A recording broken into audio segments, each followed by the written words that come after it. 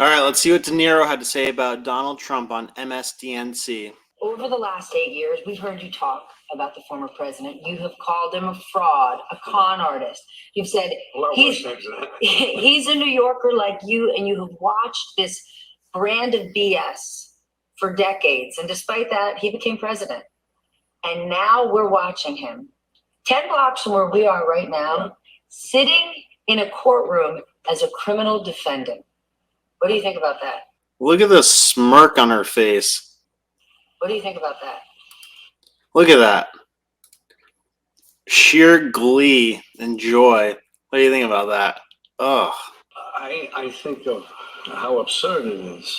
And this might be the one case where that could be it for him. It's a state case.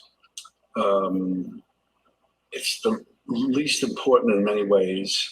And yet it's the one that could be tried and finished in well enough time for people to just take that in.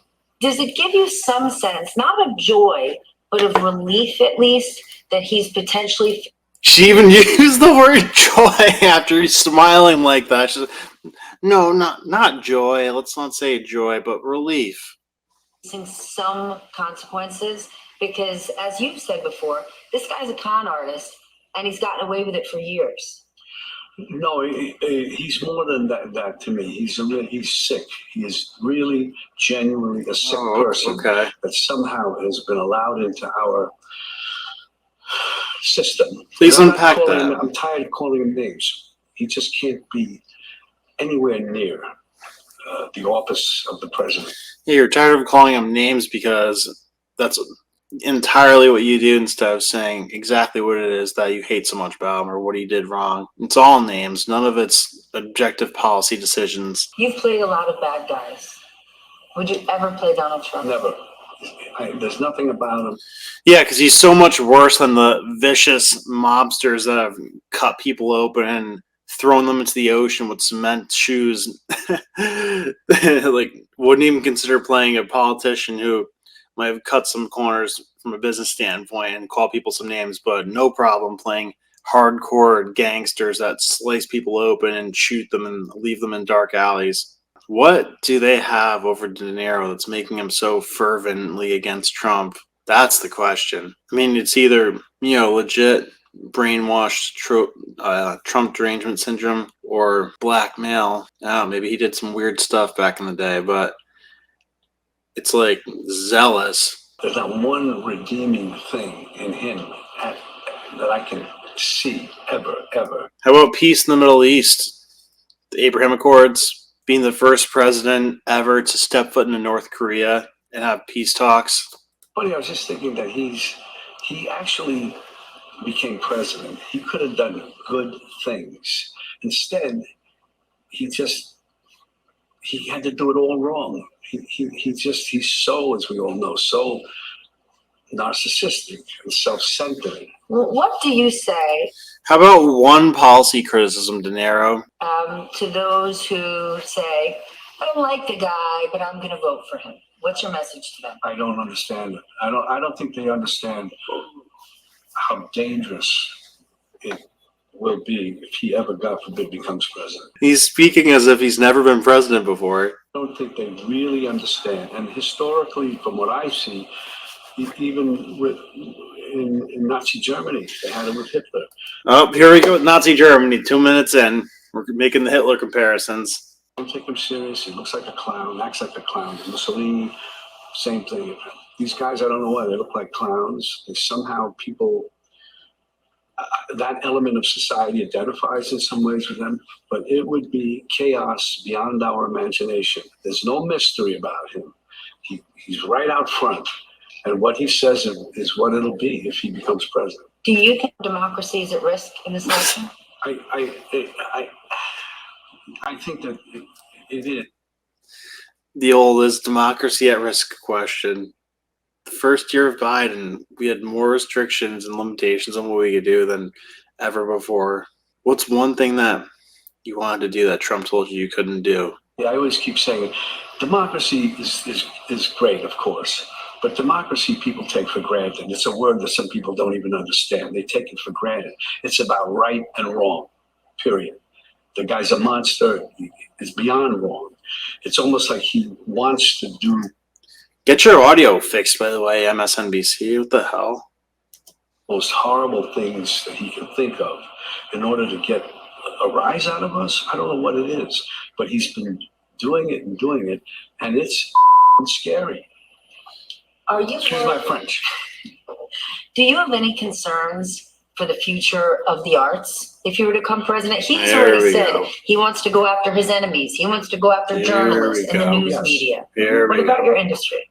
I believe he would. The only thing that I would think is that what'll happen is that he'll go after these things like he always impulsively, and he'll be stopped. There'll be pushback, a lot of it. There might be. Let's make something extremely clear.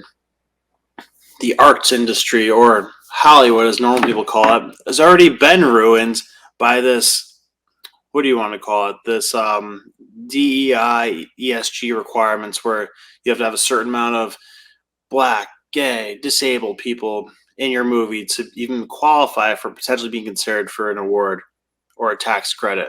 That's why all the movies that come out today suck. So Hollywood already has been ruined by the establishment. Some of you may not know this, but that's the original reason that why Hollywood started in the first place, running away from censorship. New Jersey, Edison had all the patents and had strict censorship laws for what kind of movies you could make. So people who actually wanted to be creative and make good movies fled to Hollywood, started building their own studios, making movies, got really popular. And today, they've become the exact thing they ran away from in the first place. And that's why places like Valuetainment are here, doing better than ever, and Hollywood is ripe for disruption. Much pushback is needed, like in the streets, conflict that could happen, civil strife, because but he will try it. You have no upside in having this conversation. Ha! Speaking out against Donald Trump. You are making yourself a target.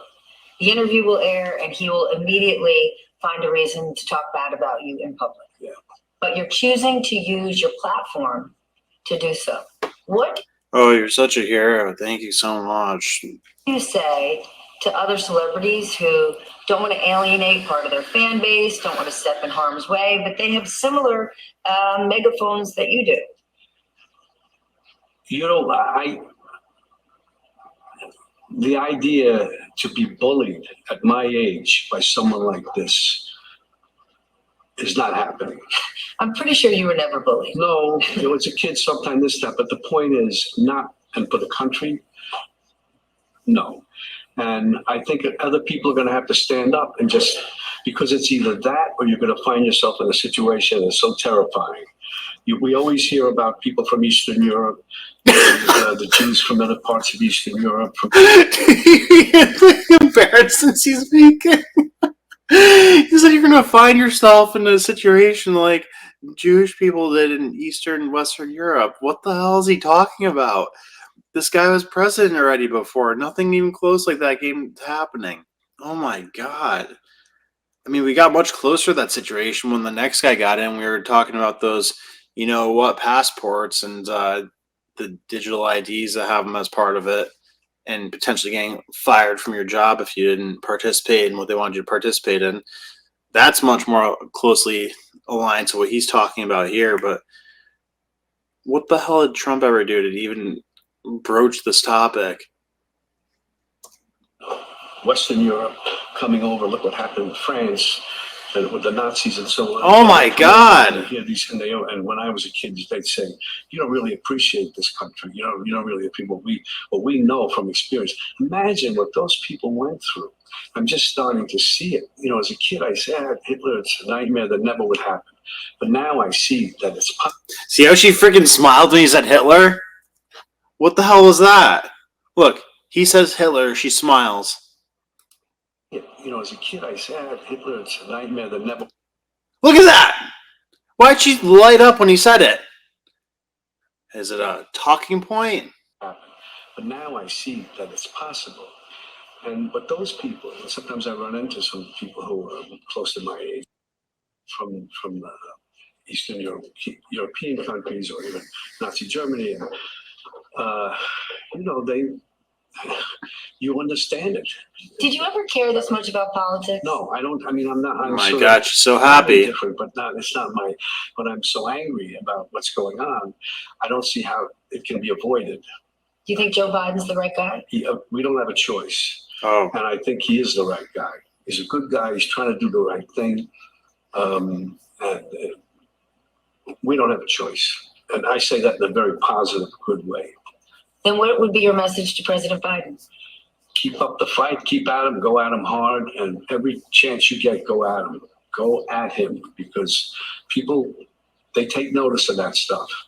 And he's not afraid. He's doing what he should do. He knows that. That's the only way. I use figuratively when I say punch him in the face. Go at him. A bully, you punch in the face. The trouble with Trump is he's not just a bully. He's a stupid bully. You warned America. yeah, he's so stupid that he accurately predicted the majority of things that actually happened. Who was talking about Russia putting their pipeline through Europe and potentially having a ton of leverage over Germany, France, all these European countries? Who was talking about that before Trump? Accurately called that out before anybody. 4 years before the stuff happened with Ukraine and Russia. Only one who called out how China was ripping us off because of the fact that we weren't tariffing them. And now that Trump put tariffs in China, China's building cars in Mexico to avoid the tariffs when they sell them to the U.S. Who else is talking about that? About who Donald Trump was in 2016. You're a lifetime New Yorker, so is he, and you said the country does not realize who this fraudster is, and not enough people listened. Do you think they'll listen now? I hope to God they do, because they don't. If it goes the other way, I keep saying this, you will see things that, like you'll see, it's like invasion of the body snatchers. You'll see people you knew or you thought you knew all of a sudden changing, all of a sudden going with that side, either for self-preservation, because they actually believe it, or they're deluding themselves or whatever. But then when that happens and you walk into a restaurant, you see people you used to know, all of a sudden they're just not opposing it. They're going with the flow. Kind of like in 2021. And that's even more scary, insidious, I guess, if you say it like that. And ultimately just depressingly disappointing. There has to be a time where you have to say, okay, that's it. No, we're not doing that. We're not allowing that to happen. And this is the time in this country for that to happen. Then this moment is about decency and democracy to you? It's decency and right and wrong, and democracy follows. You have to know how to behave in order to make the democracy work. Ugh. That's all I got to say.